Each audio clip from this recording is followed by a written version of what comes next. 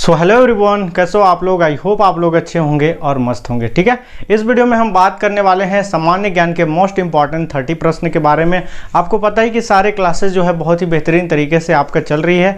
बहुत ही जल्द आपका सिलेबस भी हम खत्म करेंगे और साथ ही साथ जो है रिविजन क्लास चलाएंगे। ठीक है, बने रहिए हमारे साथ वीडियो में एंड तक। और देखिए आज क्या हम डिस्कस कर रहे हैं। हर वीडियो की तरह इस वीडियो में भी आप लोग 4 से 5 प्रश्न बनाने वाले हो। ठीक है, देखिए हम बात कर रहे हैं इंडिया जी के मोस्ट इंपॉर्टेंट प्रश्न के बारे में। क्लियर है दोस्तों। देखिए यहाँ पे पहला प्रश्न हमारे पास कि राष्ट्रीय ध्वज की लंबाई चौड़ाई का अनुपात कितना है।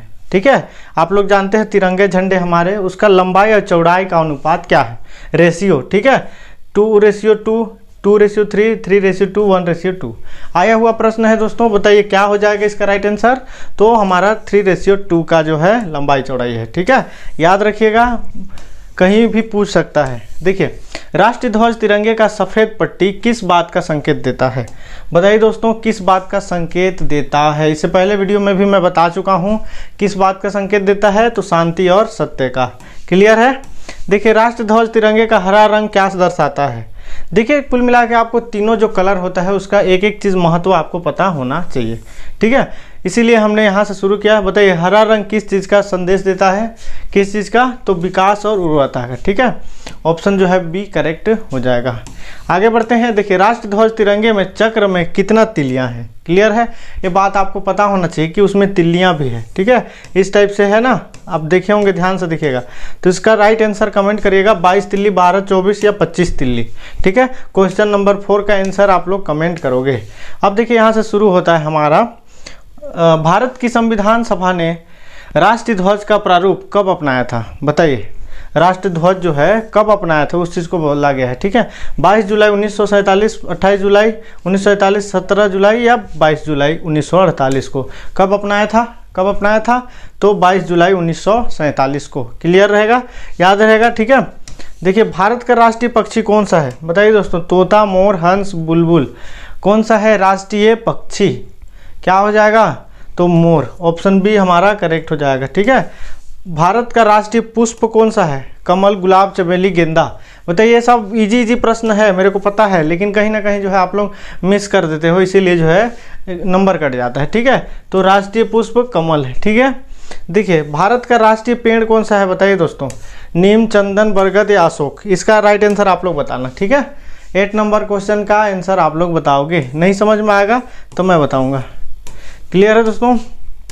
देखिए भारत का राष्ट्रीय गान जानते हैं आप, क्या है, क्या है दोस्तों, तो जन गण मन। ठीक है, राष्ट्रीय नदी क्या है। बताइए कोसी, यमुना, ब्रह्मपुत्र या गंगा। भारत का राष्ट्रीय नदी कौन सा है, क्या हो जाएगा, गंगा। ठीक है, ये सब याद रखिएगा, बहुत ही इंपॉर्टेंट प्रश्न है। भारत का राष्ट्रीय जलीय जीव, मछली, कछुआ, डॉल्फिन, मगरमच्छ। जलीय जीव पूछा है, देखिए पहली बार सुन रहे होंगे। जलीय जीव क्या होता है, डॉल्फिन, डॉल्फिन। ठीक है, ऑप्शन सी करेक्ट हो जाएगा।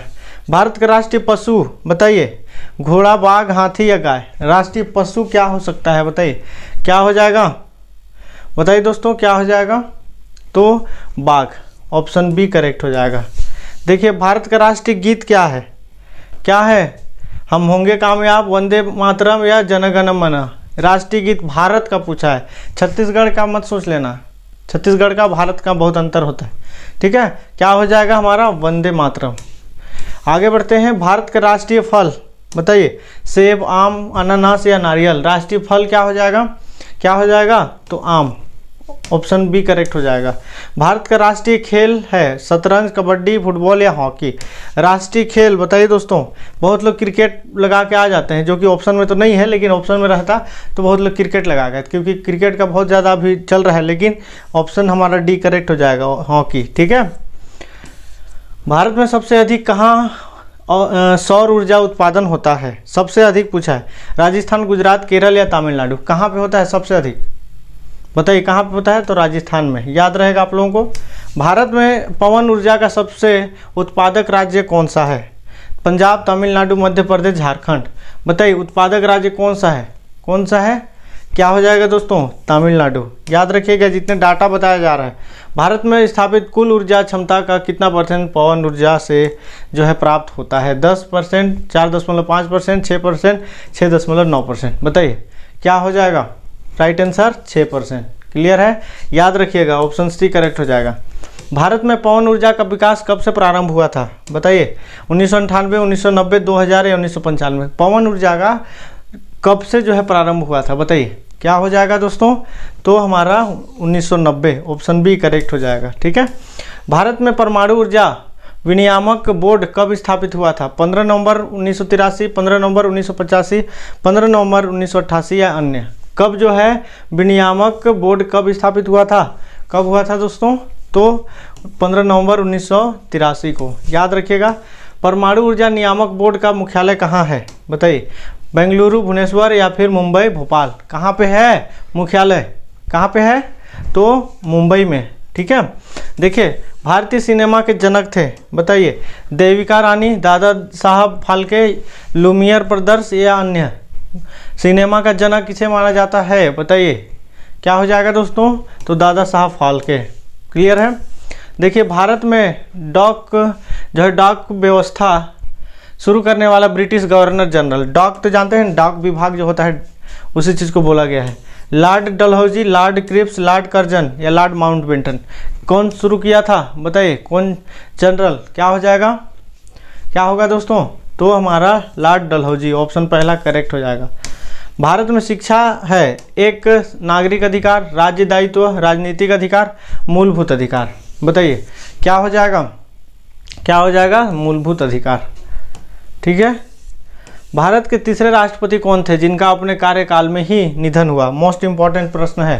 ठीक है, अपने कार्यकाल में ही निधन हुआ था, उस चीज़ को बोला गया है। संजीव रेड्डी, जाकिर हुसैन या फिर डॉक्टर वी गिरी, इनमें से कोई नहीं।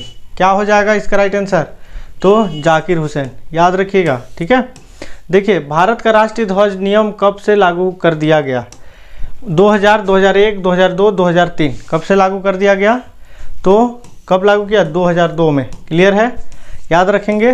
कौन सा नदी दक्षिण भारत की गंगा कहलाती है, कावेरी, तुंगभद्र या फिर गोदावरी या कृष्णा। बताइए क्या हो जाएगा, तो गोदावरी नदी को क्या कहा जाता है, दक्षिण भारत की गंगा, याद रखिएगा।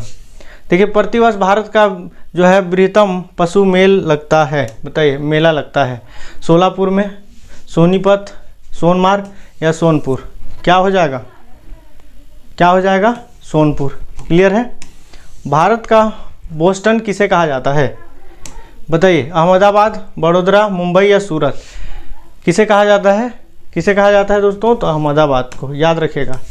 देखिए ग्लोब पर कर्क रेखा भारत के कितने राज्य से होकर गुजरती है, मोस्ट इंपॉर्टेंट प्रश्न है, कितने राज्य से होकर गुजरती है, तो 8 राज्य से। ठीक है, इस प्रकार हम जो है सामान्य ज्ञान देखें, उम्मीद करता हूँ बहुत प्रश्न आप लोग भी जानते होंगे, लेकिन इसलिए बताना जरूरी समझा क्योंकि बहुत लोग मिस्टेक भी कर देते हैं। ठीक है, मिलते हैं नेक्स्ट नॉलेजेबल वीडियो के साथ, अभी के लिए जय हिंद।